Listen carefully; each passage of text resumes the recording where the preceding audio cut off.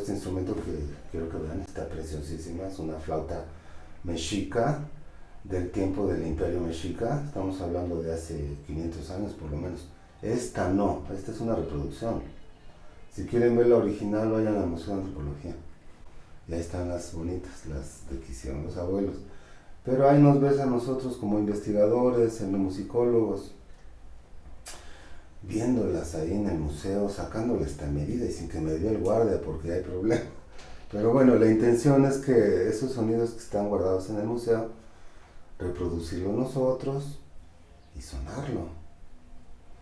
Esta flauta es muy particular porque tiene una membrana aquí, que mis jóvenes, los que pueden verla. Pero vean lo que pasa con esto.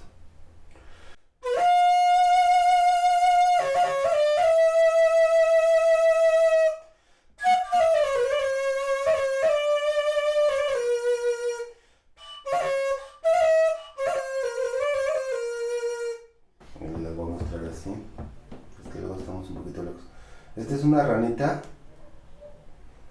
La encontraron en Yaxchilán, en Chiapas. Qué bonita. Y nosotros hacemos, y escuchen este sonido.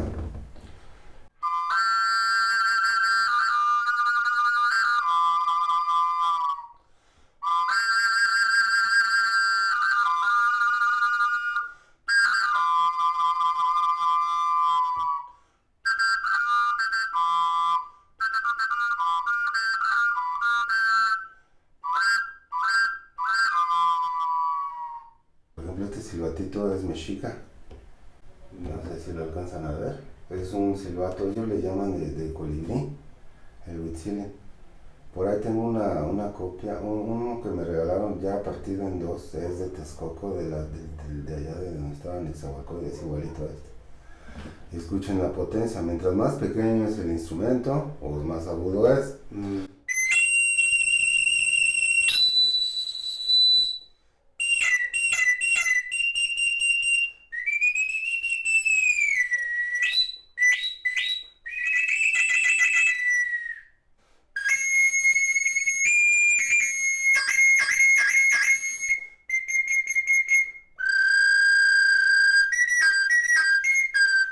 Este otro es un silbato que viene es una reproducción de la zona de Michoacán, Purépecha.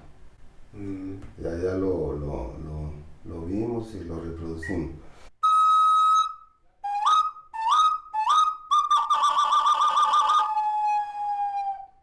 Este otro que tengo aquí le llaman silbato de mano modificadora porque con la mano puedo hacer variaciones de sonido y este silbato te da cuartos y 16avos de tono. Esto que explicas de utilizar la mano como caja de resonancia que no he visto en ningún otro lado, ¿no? Este silbato es mexica y es muy particular, escuchen. Lo voy a sonar primero así.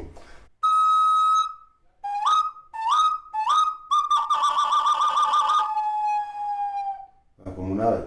Pero si hago para lo que fue diseñado, vean lo que va a pasar.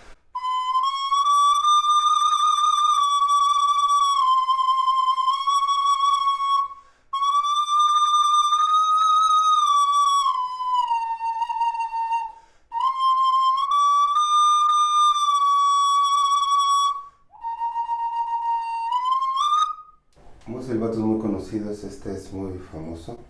Ahí está, es una aguilita. Y luego, hasta vuela. Es un silbato múltiple. Realmente este nada más tiene 3 cápsulas y por donde soplas pues son tres direcciones de aire.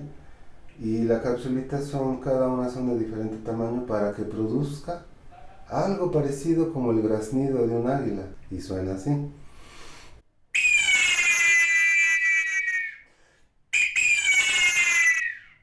Aquí tengo un silbato el original que se encontró en Mexica, es Mexica. No me acuerdo, es Tizayuca, no me acuerdo. No era como este, la figurita era una calavera. Y le llaman el silbato de la muerte. Porque decían que grita, cuando lo soplas muy fuerte echa un grito. Si lo soplo suave me da viento. Entonces yo le llamo silbato de viento. Los etnomusicólogos le llaman silbato de ruido blanco. Es decir, que no produce un silbido, sino nada más el efecto del viento. Lo ejemplifico para que lo vean. Voy a hacer varios.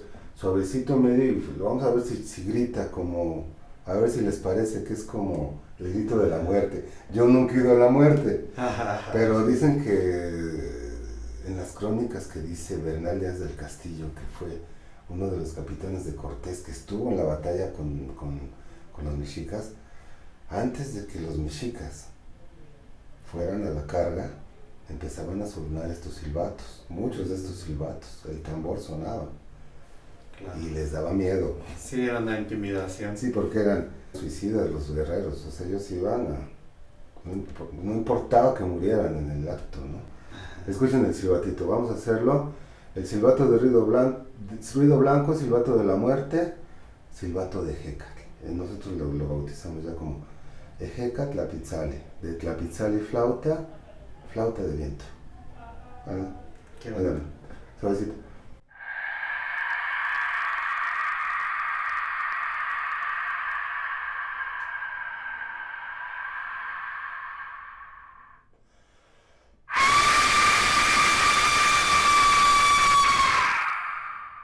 Este es un teponazli en náhuatl,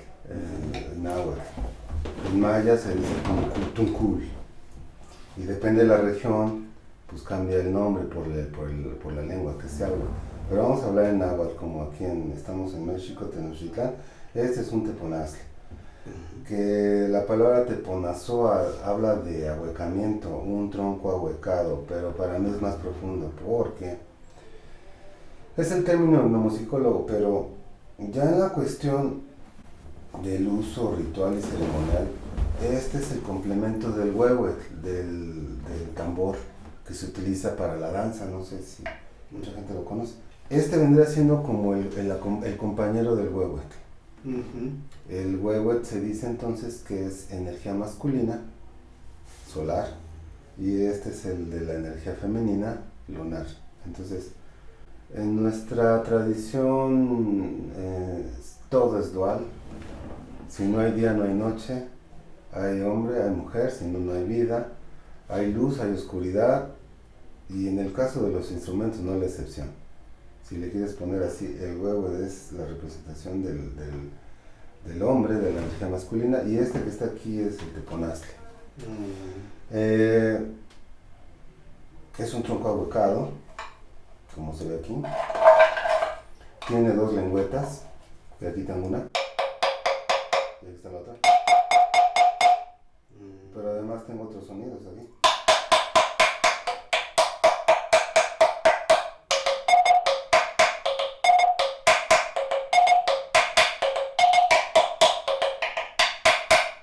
Es decir, podemos sacarle más sonidos de los dos que tiene. Me parece que este es el principio de una marimba. Hay crónicas donde se habla del, fíjense esta palabra hermosa, el ulular del sonido del teponazli, que se escuchaba esto a kilómetros. Lo utilizaban como medio de comunicación, igual el huehuetl.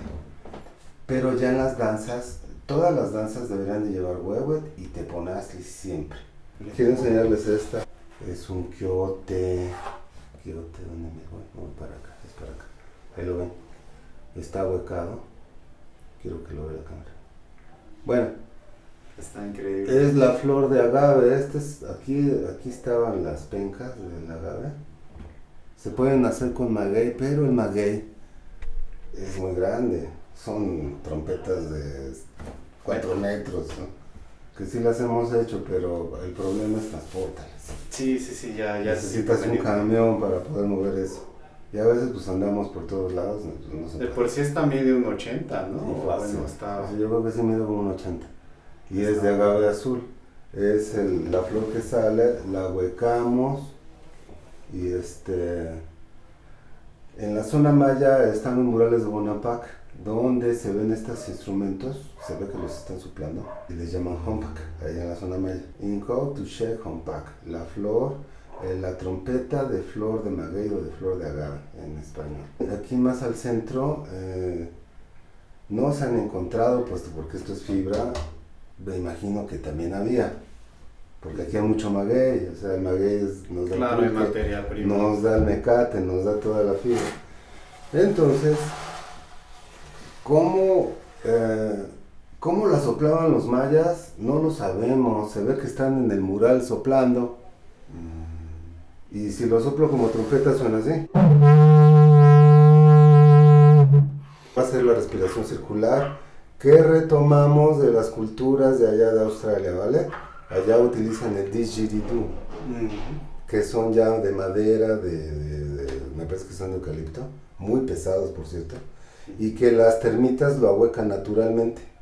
Ellos lo agarran del suelo ya ahuecado, porque pues el animalito que hay allá pues se lo come todo por les eso. hace el favor de abocar. Ya no lo agarran y lo suenan, lo decoran los hermanos de allá de Australia. Este de acá pues es de acá, con la técnica australiana.